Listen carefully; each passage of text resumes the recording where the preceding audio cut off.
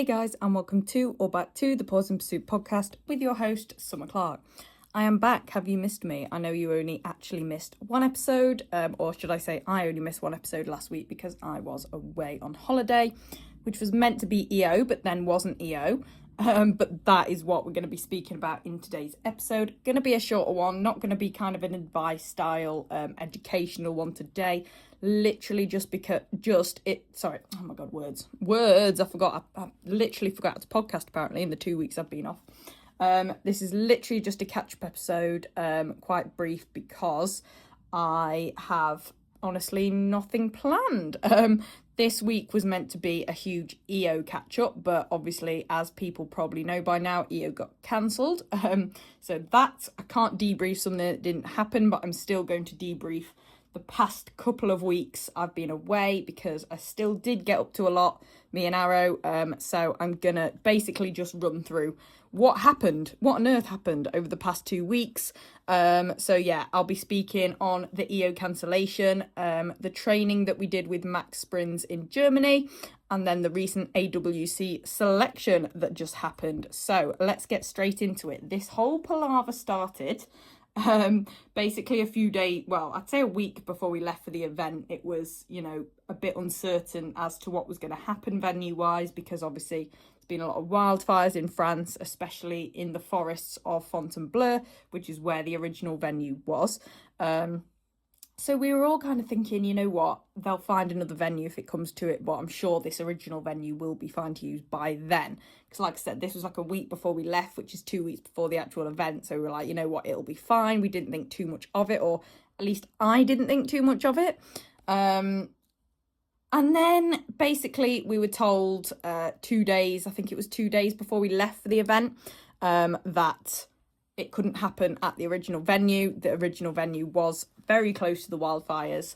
I think it was 5k from the wildfires. And also the venue was being used as a refuge for animals in the area, and also over 800 firefighters. So as you can imagine, that's a lot of firefighters. So obviously it couldn't be used for any sporting events while that was happening, because it was being used for a different, much more important purpose. So yeah, that couldn't happen at that event. So that's when we went, oh shit, it's not happening. However, they then found another venue that said that we could hold the event there. So we were like, excellent, it's still going ahead, all packed, set to leave, etc.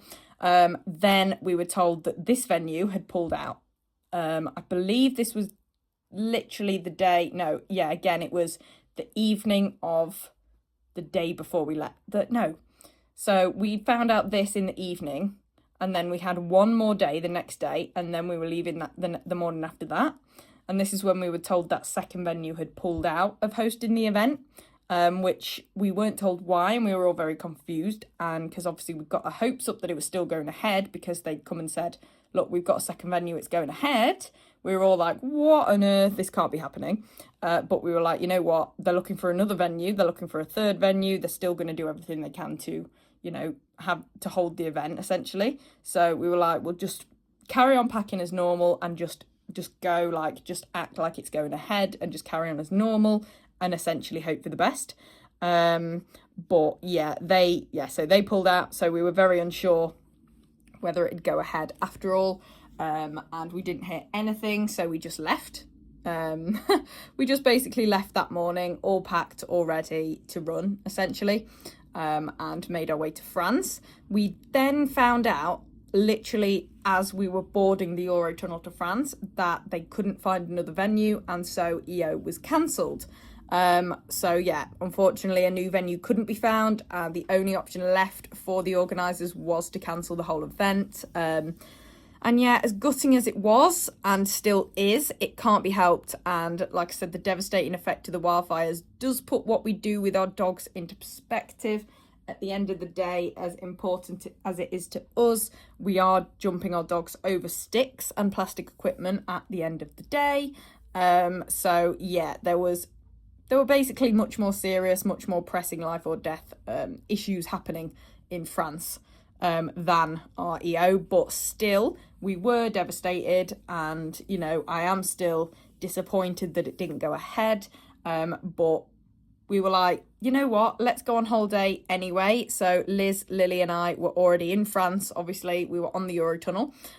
So we decided that we were going to turn a negative into a positive and enjoy a few days in France anyway, because we couldn't get our money back for the Airbnb. And as we were driving to France, we also saw that Max Sprinz was offering some training in Germany. So we decided that we'd have a few days in France and then travel to Germany and do some training with Max, which, like I said, I was super excited about because Max is amazing. I've had him on this podcast before. So if you haven't listened to that episode with Max, go back and listen to it. You can just search Max in the search bar. But yeah, I love Max. Had a great chat with him on the podcast. Never met him in person. Never mind, trained with him. So I was very, very excited for this training. That kind of put me in, well, all three of us in a lot better spirits for our journey. And yeah, still looking forward to a holiday and doing some agility with the dogs, because we had the 3 spaniels with us, obviously. And thought, you know what, it'd be a shame if we travelled all this way and then they didn't get to do any agility. So that was our plan. But like I said, yeah, myself and Arrow were feeling as ready as ever to compete at EO, having reached a whole new level of consistency this year. However, we all agreed that prep is never wasted, okay? We have plenty more goals and exciting events to work towards, okay? You know, coming up this year and then next year and in the future. Prep actually, you know, whatever you're prepping for, say I've been prepping for EO. I'm now prepping for, you know, that prep has all gone towards now AWC, which I'll speak about selection shortly. But, you know, and then the prep that I've done will also go towards things like I've got the KC stakes at KCI next week. And, you know, I want to get that 3rd champ ticket at some point, you know, Crufts next year. All the prep that I've done for quote unquote EO will go towards everything else. And, you know, prep is never wasted, because prep for EO is essentially really sort of intense training and leveled up training, essentially. And that is always a good thing, whether you're prepping for a big event or not. That is going to level up your agility game. So like I said, a few people are, oh, but we've worked so hard for this, we put so much work in. Yes, but that work and that prep is going to go towards other things. And if you don't, and even if you don't have an imminent event, like, well, an event imminent, you know, in the very near future, it's just going to level up your agility game full stop for whatever else you do in the future, okay, with your dog. And say if your dog was, you know, if your dog was retiring this EO, all the prep that you put in will make you a better handler for your next dog. You know, there's always something to get out of prep. It's never wasting, it's always a positive. There was a few friends that were having their first ever EO this year, and yes, again, as gutting as that is, just knowing that it won't be their last international event, you know, that prep will have done so much good for them as far as, you know, tryouts next year and getting on next year and stuff like that. So nothing's wasted, and as disappointing as it is, there are always good. There is always good out of the bad, as cliche and cheesy as that sounds. So we had a lovely few days in France, really, really enjoyed that. Lots and lots of cool stuff done. The dogs had a great time just walking around exploring. I absolutely love to see Arrow just exploring. It is honestly the cutest thing ever. He just takes everything in his stride. Lots of good food, so much good food, pastries, baguettes in France. It was amazing. Lots of cool dog walks, obviously not in the forest of Fontainebleau. Did lots of touristy stuff, went out for lots of meals with Liz and Lily, saw lots of sights. The Airbnb was lovely, but we did get there at like 11 p.m. on the evening, in the middle of the night, essentially, when we got there, and it was the freakiest thing. We swear it was haunted. And yeah, none of us wanted to sleep on the top floor. We all absolutely refused to sleep on the 3rd floor. It was like a creepy doll's house. It was really bizarre in the dark, and there was weird music going on when we got there, and we were like, this is really bizarre, this is horrible. We were like close to tears. We were like, someone's going to jump out and eat us or something. But it turns out that music was actually the alarm, which we ended up setting off and proceeded to absolutely sprint out of the house in hysterics. But yeah, once we got through that night, And it was boiling too. So we all had the fans turned on overnight. But once we got through that night, it was actually such a lovely Airbnb. And in the daytime, it was just beautiful, had everything we needed. Yeah, but proper old French house. Had a balcony, really, really nice. But yeah, when we got there in the middle of the night, it was the freakiest experience. I've never been quite so fearful of my life. But if you look at my France post, you will see a photo of Arrow sat in front of it. It was absolutely lovely. Yeah, like I said, went out for lots of nice food, mocktails, walks with the dogs. Arrow was so good. Like I said, I'm always so proud of him traveling. He's such a good boy. And then we went to Germany, and we stayed in an amazing hotel with the best breakfast and dinner buffets ever. And it had 2 pools, an indoor and an outdoor. So we chilled in that quite a bit. I say chilled. We also did play around like kids on the pool noodles, did me, Liz and Lily, which was fun. And then we had training with Max at Redefine Studios in Germany, which was absolutely phenomenal. Honestly, the most amazing morning.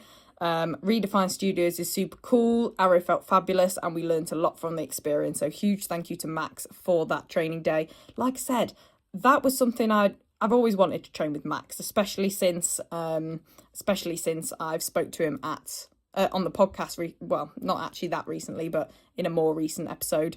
And yeah, see, if EO had gone ahead, I wouldn't have got to have that experience. So you know what, positives out of the negatives. Cannot complain at all. That was such an amazing morning. And Max is so lovely, such a good teacher as well, and yeah, just an all-round great human being. The other thing that I was going to discuss is AWC selection.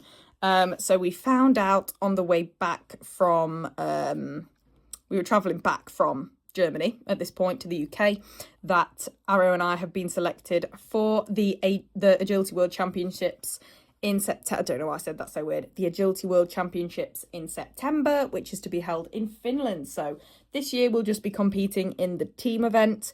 So we've got 2 runs again, and this time it is in the team event. Our teammates will be Sammy, Steph and Max. So that is super cool. It's literally Arrow and 3 Shelties, so that's quite funny. But yeah, super excited to be representing GB in the team event at our second AWC at the end of September. So like I said, our first AWC was last year, and I found out, like everyone had been telling me, that this event is truly like no other. And yeah, I just can't wait to experience it all over again. So massive thanks to Greg and the rest of the management team for giving us this opportunity. And of course, the sponsors of Team GB, which are Antonal, the Royal Kennel Club, Dog Sports Derby and Gallican. Now, I suppose we should start to get ready to go to Finland. Now we've had a little weeks kind of chill since coming back from holiday. And yeah, what have I been doing? Yeah, so I gave Arrow, well, we got back from our travels last Thursday, and then I went, so yeah, late Thursday night, and then on Friday I went to London for 4 days, a 4-day mini city break with my boyfriend Sam, which was so fun. I think the last time I went to London was been to London twice before.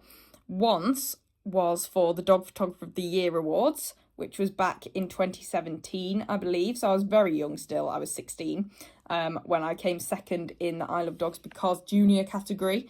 And they invited us to the Kennel Club building for a lunch, a very posh lunch actually, and the award ceremony. So I went with my dad when I was 16, but we didn't do tons of sightseeing or walking around because we were there for a purpose, and we were kind of at the Kennel Club all day. But then I also went with my friend Stacey, shout out, just to go out, basically, not that long ago. But like I said, again, we didn't do a lot of touristy things. We were only there for the night. And yeah, so this was like my first proper experience of London, because we were there for 4 days. Pretty much feel like I saw everything, but Sam assured me that I have not. And there is absolutely no end to what you can see and do in London. So we're definitely going to go back at some point. But it was nice to have 4 like non-doggy days, to not have to think about agility or, you know, what the dogs are doing or leaving the dogs here or there. So that was cute. And then came back on Tuesday morning, taught quite a lot of lessons, and then today teaching again. And then I have just come back from training with Lucy, which Arrow was absolutely fabulous at. And yeah, I think that is my update. And I know I've only been talking for 15 minutes, but I feel like you guys won't mind that because I usually ramble for like an hour. So kind of gives you a nice little break. So yeah, I'll leave it at that, guys. That is pretty much my update. Yeah, super excited to be back podcasting. I will start with the usual, educational episodes, stuff like that going forward. I also want to absolutely hammer it with the guests as well. So make sure to keep sending me your podcast topic requests and recommendations. That's things you want me to talk about in solo episodes, and also guests you would like me to have on in the future. And alongside those guest recommendations, do tell me what specific topics you would like each guest to talk about, if there is one, or maybe you just want them on to talk about whatever in agility. Do let me know. You can send me those via DM on social media, probably Instagram I'm most active on. At Pause in Pursuit on all the social media platforms. You can DM me there. If you even if it isn't a podcast topic recommendation, you can still just DM me there if you want to chat or ask an unrelated question or anything like that.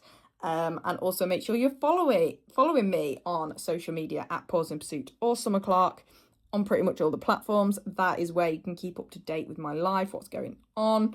In the next week, I don't think I'm doing much really, because KCI is obviously next Thursday to Sunday. I am there Thursday, Saturday and Sunday, but I'll speak to you all next week anyway on the podcast. Oh, that is what I'm doing. I do have a workshop with Lou Godman on Saturday. So one of the things that I am prioritising doing now, since talking to some people, coming back from travel, stuff like that, is I want to prioritise doing more guest trainer workshops with Arrow. So yeah, I'm starting now with one with Lou Godwin on Saturday. So yeah, I will post the video from that obviously. And then until next week, I'm not doing much else exciting, just teaching as normal. But if you did enjoy this episode, and if you do enjoy the episodes in general, please do leave the podcast a 5-star rating and review on Spotify or Apple Podcasts. That would mean the absolute world to me. Also, make sure you're following the podcast on your chosen podcast streaming platform so that you don't miss any future episodes. Like I said, definitely go back and listen to my episode with Max if you can, if you haven't already, because it was such a cool episode. And I think that's all I say in my little ramble. Oh, except for the fact that I do offer in-person agility training in Lincoln. So I teach one-to-ones, group classes, workshops, all the things in Lincoln, postcode LN6. So if you'd like to train with me, again, please just send me a DM. We can get a session scheduled. If you'd like a one-to-one, we'll just chat about your availability. If you'd like to join a group class, either weekly or fortnightly, my regular groups, then again, just DM me. I can let you know which ones I currently have space in. And if you'd like a one-to-one before you join a group class, we can sort that out as well. Also, I will be posting workshops, training days, all sorts that I'm holding at my venue in Lincoln on social media. So another reason to follow me over on all the social medias.